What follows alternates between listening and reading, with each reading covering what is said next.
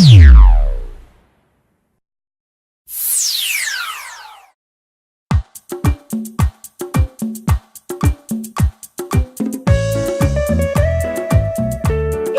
es tu amigo Sisol directamente en vivo desde Lima Sur. Tenemos la mejor información médica para ti, que nos escuchas en los 101.7 de la FM Radio Estéreo Villa. Hoy trataremos los problemas del riñón y las infecciones respiratorias, para lo cual ya estamos en cabina con nuestra doctora Lisette Mori. Doctora, buenas tardes. Muy buenas tardes, ¿no? Bueno, el tema de hoy día vamos a hablar de lo que es el Día Mundial del Riñón, ¿no? Y tocaremos algún tema como son las infecciones urinarias. Doctora Lisette, empezamos con el Día Mundial del Riñón. Muchas personas sufren del tema de los riñones. ¿Y por qué se impuso este día? ¿Por qué se puso como fecha los segundos jueves de cada mes? Bueno, la fecha ha sido más que todo por la prevalencia, ¿no? Que hay incidencia, que está aumentando más estos casos. Entonces, tratar con este día poder hacer una eventual prevención de los pacientes para evitar que tengan algún problema renales, ¿no? Y ese día más que todo se habla de cuántos pacientes sufren de insuficiencia renal crónica, quiénes lo pueden sufrir, qué factores de riesgo, ¿no? Y hacer, ¿no?, con la ayuda de los especialistas, la prevención. Más que todo aquí todo es prevención. Prevenir muchas enfermedades, ¿no?, como son factores de riesgo para tener insuficiencia renal crónica. ¿Cuáles son las principales dolencias, las principales enfermedades de los riñones? ¿Cuáles son? ¿Qué es lo que afecta a los riñones? Entre las enfermedades, hay dos enfermedades principales, que son lo que es la diabetes mellitus y la hipertensión arterial, que van a ser los dos factores que van a predisponer a que un paciente pueda hacer insuficiencia renal, ¿no? Por ejemplo, tenemos lo que es en la diabetes, es un 40% de incidencia para poder hacer un cuadro de insuficiencia renal crónica. Y en una hipertensión tenemos un 15% de todos los pacientes en que más adelante puedan hacer un problema de insuficiencia renal crónica. Ahora también hay que cambiar mucho lo que es los estilos de vida. Los pacientes al tener insuficiencia renal, al tener diabetes, tener hipertensión, hay que cambiar la vida, ¿no? Una alimentación sana, hacer ejercicios y sus chequeos siempre preventivos, ¿no? Hacer sus exámenes anuales, ver cómo está manejando la presión, si ya tiene valores normales o el medicamento que está tomando no le está haciendo ningún efecto, las presiones se están elevando más. Hay muchos pacientes, por ejemplo, toman un tratamiento para la hipertensión y no se controlan y no tienen síntomas. Ya cuando tienen un síntoma es cuando ya hay algún problema renal, ¿no?, o algún otro problema que pueda acarrear lo que es la hipertensión. Entonces, ¿Y cuáles son los síntomas de estos problemas en los riñones? ¿Cuáles son los síntomas? ¿Cómo se presenta? Al inicio la insuficiencia renal no va a dar síntomas. Ya cuando hay un avance ya severo, los síntomas van a comenzar como hinchazón en los pies, en los tobillos, puede haber algún tipo de edema a nivel de caras, ¿no?, en párpados, pómulos. Entonces el paciente más que todo siempre va a consultar por ese tema del edema, tanto en cara... Moretones, o sea, hinchazones, claro, o inflamaciones. Va a haber inflamación, se va a hinchar para el tobillo, ¿no? El paciente va a comenzar a tener cuadros de anemia crónica, va a comenzar a adelgazar, a bajar de peso.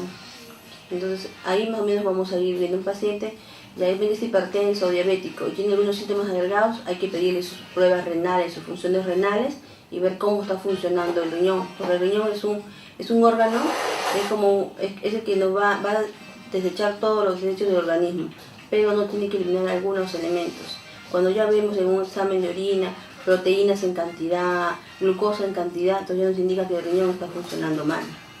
Y también en el tema de insuficiencia renal, se da necesariamente porque tienes diabetes o hipertensión, o también se presenta por otro tipo de factores.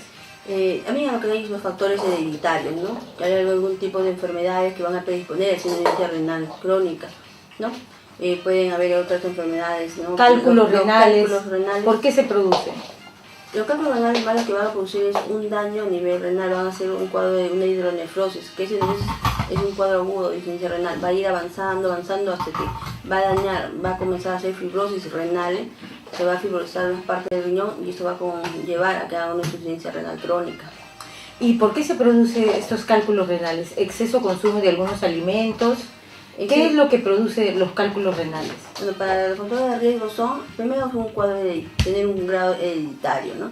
Pacientes, por ejemplo, que tengan sobrepeso, vida sedentaria, consumo de muchas grasas, carnes rojas y también consumo de algunas bebidas gasificadas, ¿no? Como son la gaseosa, las bebidas hidratantes, ¿no? ¿Y la leche? La leche no. La leche es un elemento, ¿no?, que nos va a alimentar, pero no tiene la suficiente cantidad de calcio para producir. El problema del calcio no es tanto decir que el calcio te va a producir los cálculos, sino que el problema es, por ejemplo, las gaseosas van a eliminar lo que es bastante el calcio de los huesos. Esa degradación va a formar algunos tipos de proteínas, metabolismo, y va a producir los cálculos. Pero no es en sí que el paciente que, digamos, consume por mucho tiempo calcio va a formar cálculos, ¿no? Sí, y se forman como una piedrita, ¿no? Piedritas, se solidifican, y también cuando miccionas, ¿no?, cuando orinas, salen a veces por el conducto urinario, claro, y esto produce dolor. Claro, cuando son pequeñas, son cálculos pequeños, muchas veces el paciente presenta un cólico no renal y va a expulsar en la orina, ¿no?, con un poco de sangrado, dolor, pero hay pacientes que tienen cálculos demasiado grandes. Que ¿Y ahí pueden operarse? Claro, por ejemplo, ahora lo que hay es la lictotripsia, ¿no? Es una intervención que no es invasiva, ¿no? Es con láser, ¿no? Se disuelve el cálculo y el paciente lo puede eliminar por la orina. ¿Y también hay medicinas para que disuelvan esas piedritas o no? Más que todo hay medicamentos para eso, pero para ayudar cuando son pequeñas a poder expulsarlas y eliminarlas. En todo caso, en el diagnóstico, ¿cómo se diagnostica eso? ¿Solamente con examen de orina? A de los cálculos, sí. Claro, más que todo el paciente siempre va a acudir cuando tenga dolor. Yeah. Un dolor lumbar, un dolor que a veces... Lumbar, o sea, ni siquiera es en la parte... Es un dolor más que todo inicia a la región lumbar y muchas veces se puede irradiar hacia testículos o hacia el pene, ¿no? Entonces el paciente va a venir con mucho dolor. De la espalda. Claro, a nivel lumbar, entonces se le hace sus exámenes, su examen de orina y una ecografía, ¿no? En sí la ayuda diagnóstica es una ecografía, ¿no? Y si se quiere se puede hacer un uroten, que es una tomografía renal, ¿no? Y ahí ya salen que tiene cálculos. Claro, y el médico decide el tratamiento a seguir. Claro, se hace una interconsulta, ¿no? Con el urólogo va a decidir, ¿no?, qué exámenes va a seguir después del diagnóstico de unos cálculos, hacerle sus evaluaciones, su tratamiento y una reevaluación, a ver cómo están los cálculos. Y siempre es bueno a tiempo, porque los cálculos con el tiempo pueden causar algún tipo de grado de insuficiencia renal. Y dígame, ¿se opera esto y puede una persona vivir con un solo riñón?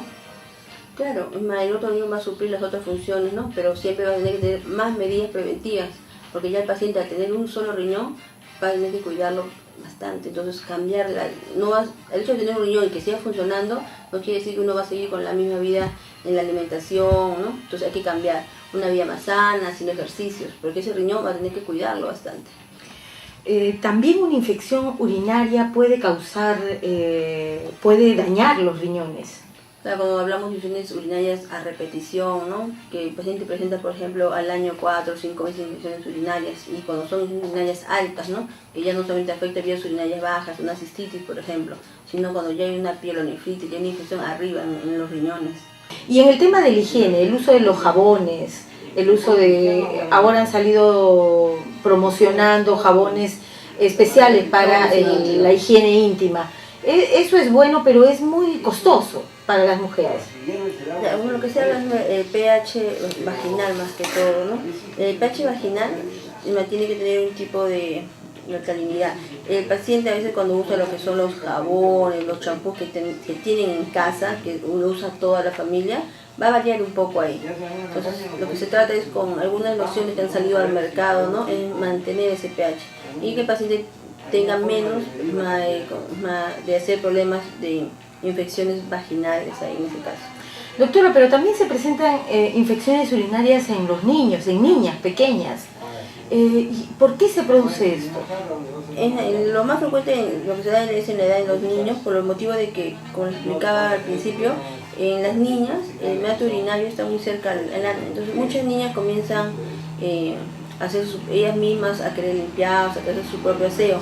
Y como son todavía pequeñas y no hayan hecho ni su instruya, a veces van del recto hacia la vagina, entonces contamina, del potito a la vagina contamina. Lo ideal es, por ejemplo, que las niñas aprendan a limpiarse, ¿no?, de adelante hacia atrás, y cambiarles la ropa continuamente, la ropa interior. Y en el tema de las mujeres en edad fértil también hay muchas infecciones urinarias y también vaginales. ¿Por qué se da esto?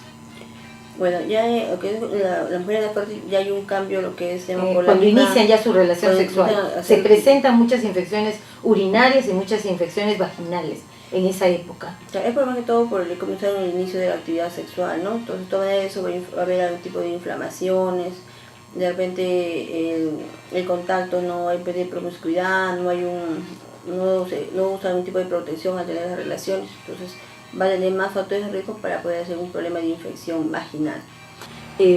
Algunos detalles de la prevención de estas infecciones urinarias. Bueno, el aseo continuo, ¿no? De las partes íntimas. 2 veces al día, al levantarse y al acostarse.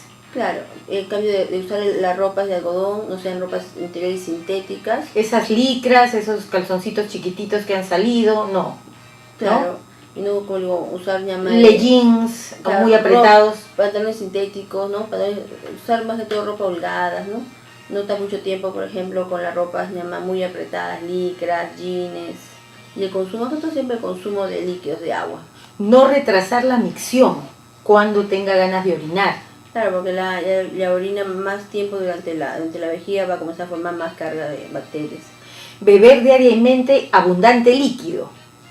Por lo menos de 2 a 3 litros diarios, ¿no? También la ingesta de gaseosas o bebidas hidratantes contienen ácido fosfórico, ¿no? Y eso es lo que puede causar una infección urinaria y también una infección al riñón, como dice usted, cálculos. Claro, por lo que llama el ácido fosfórico va a hacer que se degrade el calcio de la masa ósea, de la masa ósea, y eso va a provocar, ¿no?, la formación de los cálculos. También en el tema de los alimentos, en el tema de la sal, el consumo de sal. Claro, lo que se recomienda, por ejemplo, es que la persona consuma más o menos al día una cucharadita de té de sal. No comer comidas muy saladas, que tengan demasiada cantidad de sal, ¿no? Lo que se recomienda primero es tomar entre los alimentos, por ejemplo, que deben consumir es el apio, la zanahoria, las frutas cítricas, las naranjas, las mandarinas, ¿no?, la linaza, las piñas. Eso va a ayudar bastante a liberar toxinas de los riñones. Doctora, ¿cuál es la medida de prevención que debemos tener con nuestros menores hijas? Bueno, ahí hablaríamos que son las medidas preventivas, ¿no? Concientizar, ¿no?, a las mamás, primeramente hablando en los lactantes, en los niños menores de 2 años, ¿no? Muchos de ellos todavía usan lo que son los pañales, entonces lo ideal sería, por ejemplo, cada vez que haya el cambio de pañal, tanto sea de la orina o obviamente ya el niño hizo una deposición, sería hacer el lavado. Porque siempre cuando el niño hace deposiciones, de esta manera va a llegar hacia lo que es la parte de la vagina, el meato urinario. Entonces, lo recomendable sería, en vez de usar pañitos húmedos, sería un buen lavado, ¿no? Y comenzar a las niñas ya más grandecitas, que ya algunas de ellas van al baño y quieren limpiarse solas, enseñarles, ¿no?, que la mejor manera de limpiarse es de la parte de adelante hacia atrás, ¿no? Y enseñarles que una vez que usaron un papel, ya no volver a limpiarse nuevamente, ¿no? Enseñarles a botar, a que se laven las manos, el cambio de la ropa interior en las niñas, ¿no?, que sea continuo, porque a veces las niñas de todas maneras se les escapa un poco de la orina cuando ellos quieren ir, ¿no? A veces no les hacemos mucho caso, los niños están diciendo, mamá, quiero ir al baño, y no los llevamos inmediatamente. Por ahí mojaron un poquito la ropa interior, entonces en ellas hay que cambiar la ropa interior cada momento que veamos que ya la niña mojó un poco la ropa interior, porque si no, eso le va a causar más infecciones urinarias. Mayormente se presentan en las niñas, ¿no? Y cuando empiezan a ir al baño, hay alguna madre que dice, ya va al baño sola, ya se limpia sola, y eso es lo que provoca el tema de la infección urinaria. Claro, tenemos que estar observando, ¿no?, cómo nos tenía. Pero a veces las niñas se resisten, se pelean con las mamás. Hay que tratar de conversarles, hablarles, ¿no? Nosotros también lo que podemos hacer es lavarles a las niñas, lavarles ahí en el, ¿no? El baño tiene la ducha, lavarles y decirles, ya tú límpiate, ¿no? Darle un papel limpio, que se limpie. Y nosotros mismos también guiarle, ¿no?, de adelante hacia atrás. Porque si nosotros dejamos que el niño se limpie solo, porque quizás quiera ser independiente, le vamos a causar un daño. Entonces hay que enseñarles. Ahora le toca a mamá un día así, para que no vayan a contaminar, ¿no? ¿Se presentan infecciones urinarias en niños varones? Son muy raros los casos que se presenten, ¿no? Ya que sabemos que los varoncitos no tienen un meato urinario más largo, ¿no?, por tener lo que es el pene, ¿no? Y es bien difícil. Más que todo se puede dar en adultos, en varones, ¿no? Por ejemplo, cuando tengan algún problema, un factor de riesgo, ¿no? Que son los cálculos renales, ¿no? Y más que todo eso va a condicionar a los varones. ¿Cada cuánto tiempo debemos hacernos un examen de orina, exámenes de sangre, un chequeo médico? El chequeo médico sería, en todo tipo de pacientes, sería anuales, ¿no?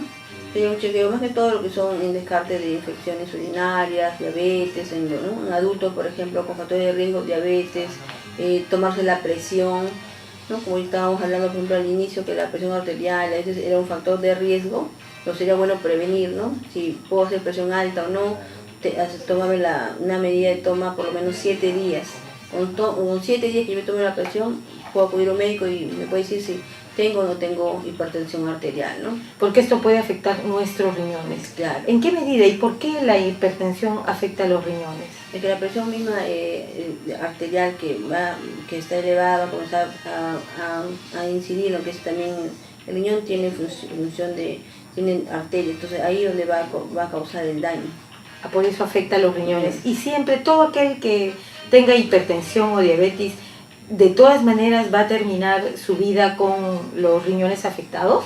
¿O no? ¿O llevando un control sí puede mantener los riñones? No todos los pacientes. El paciente diabético, el paciente hipertenso, tiene que hacerse su chequeo anual, ver cómo está la glucosa está en sus valores óptimos del paciente, ¿no? Si la presión arterial se está controlando. Y el paciente también tiene que comenzar a hacer una vida más sana, hacer ejercicios. Mínimo, si hablamos de un paciente que es hipertenso, diabético, debe de caminar o hacer un tipo de actividad de media hora, ¿no? Puede salir a caminar, a trotar, ¿no? Y tener una alimentación sana. Tenemos una llamada, doctora. Aló, muy buenas tardes. ¿Cómo está, doctor? Buenas. Gracias por llamarnos. Hay algo que, bueno, no se tomó, no se afectaba tampoco, por ejemplo, la herencia, ¿no? Yo de muy jovencito sufría bastante y tenía que ir de emergencia a eso de los cálculos de los riñones, puesto que cada tiempo cuando los cálculos se forman, luego te da una especie de cólicos renales que vienen con los sudores que te hace agua todo el cuerpo, ¿no? Unos dolores intensos y tienes que ir de emergencia, digamos. Mi madre me di cuenta que ella también hacía lo mismo, ¿no? Parecía, entonces de ahí es que deducí la herencia de esta enfermedad. Hoy en día yo tengo 63 años y hace un buen tiempo que no padezco de esto, ¿no? Ya casi más de 4 años. ¿Y qué medidas de prevención usó?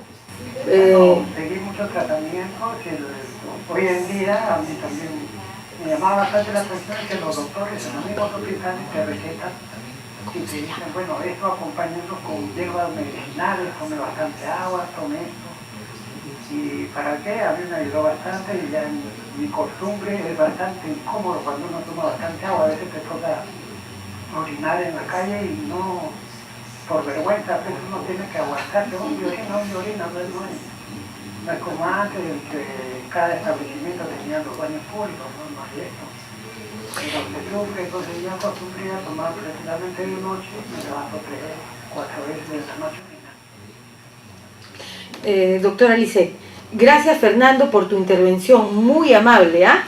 Doctora Lisset, ¿qué le contestamos a Fernando? Claro, también tiene que ver mucho lo que es el factor hereditario, ¿no? Cuando hay antecedentes de papá, mamá que han tenido cálculos, siempre va a haber un factor hereditario, ¿no? Uno de los hijos que puede dar este problema, ¿no? De los cálculos.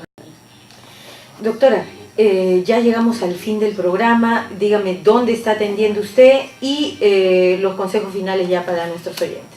Bueno, ¿no? Como lo principal es cambiar nuestra dieta, tener una vida saludable, en tanto en la alimentación, hacer los ejercicios y no siempre hacerse un control. Un paciente que tenga algún tipo de síntomas, acudir al médico primero, ¿no? Que le haga una evaluación y poder manejar un tratamiento a la enfermedad que tenga en el momento.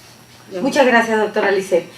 Y estamos en vivo acá en el último bloque de Tu Amigo Sisol, 12:50 de la tarde. Nos encontramos con la obstetra Manuela Nelly Cisneros. Ella es directora de Sisol Joven de Villa El Salvador.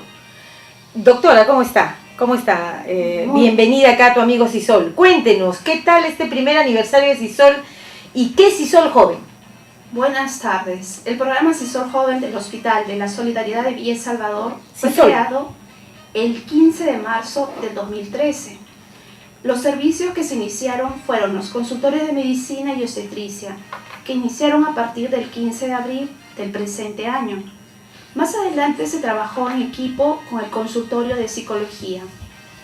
Durante el año 2013 se han realizado muchas actividades con el objetivo de cumplir. El objetivo propuesto es mejorar la calidad de vida de los adolescentes y jóvenes del distrito de Villa El Salvador. Como una de las estrategias del programa es promover e incidir en la voluntad y decisión de los adolescentes y jóvenes para participar a través de actividades intramurales y extramurales referente a los temas de salud sexual y reproductiva que desarrollará el programa y sobre todo incentivar su acceso a los servicios de salud, que procurarán no solamente mejorar accesibilidad al programa y ampliar coberturas, sino básicamente acortar brechas de inequidad. ¿Cómo se ha trabajado, doctora, este programa? ¿Cómo se ha trabajado? En ese programa vamos a enumerar las actividades que hemos realizado. Atención en consultorio, consultas obstétricas, toma de Papa Nicolau, campaña de salud, festiferia, informativa, orientación y consejería, información del programa CISOL Joven, Villa El Salvador, bolsa laboral, charlas educativas extramurales a instituciones educativas, CEPRO, institutos, formación de promotores escolares. ¿Cuántos promotores se han formado ahora, a la fecha? A la fecha tenemos 58 promotores escolares de 12 a 18 años. Tenemos Santiago Antunes de Mayolo, Perú-Bolivia, José Carlos Mariátegui, Alto Cenepa, un CEPRO, Perú-Inglaterra, Perú-Estados Unidos. De 12 a 18 años. ¿Y qué hacen estos promotores? ¿Cómo promueven el tema de CISOL Joven? ¿Cuál es su trabajo? Nosotros los preparamos, los capacitamos en cuanto a salud sexual y reproductiva. Los capacitamos en sexualidad, qué es sexo, qué es su autoestima, qué van a hacer más adelante, el proyecto de vida. Vemos las habilidades sociales que tienen estos jóvenes, el liderazgo. Y los preparan y ellos promocionan en sus centros de estudios este tipo de temas. Por supuesto, ellos hacen una réplica. Esa réplica consta de todo lo que le hemos enseñado nosotros, ellos le enseñan a los demás jóvenes.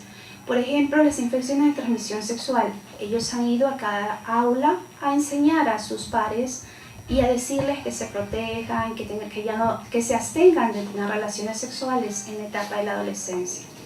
¿Y la preparación cuánto dura a estos promotores? ¿Cuánto demora en preparar y en captar estos chicos, estos 58 promotores escolares?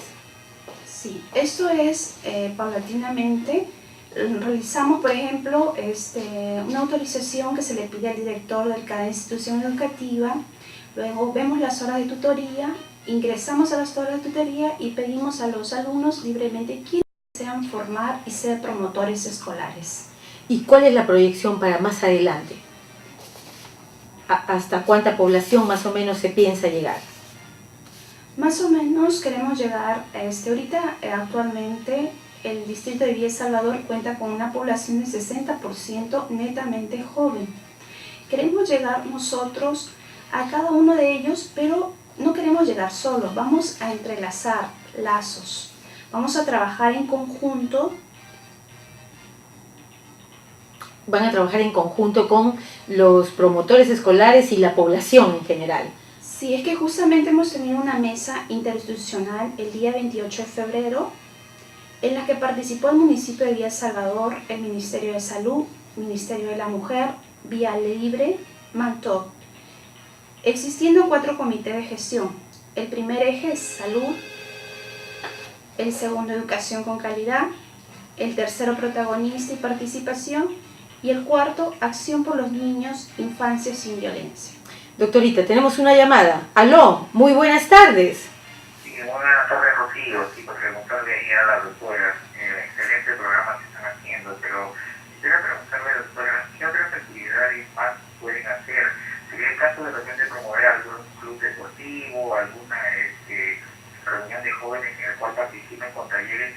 de danza, de canto, ¿no?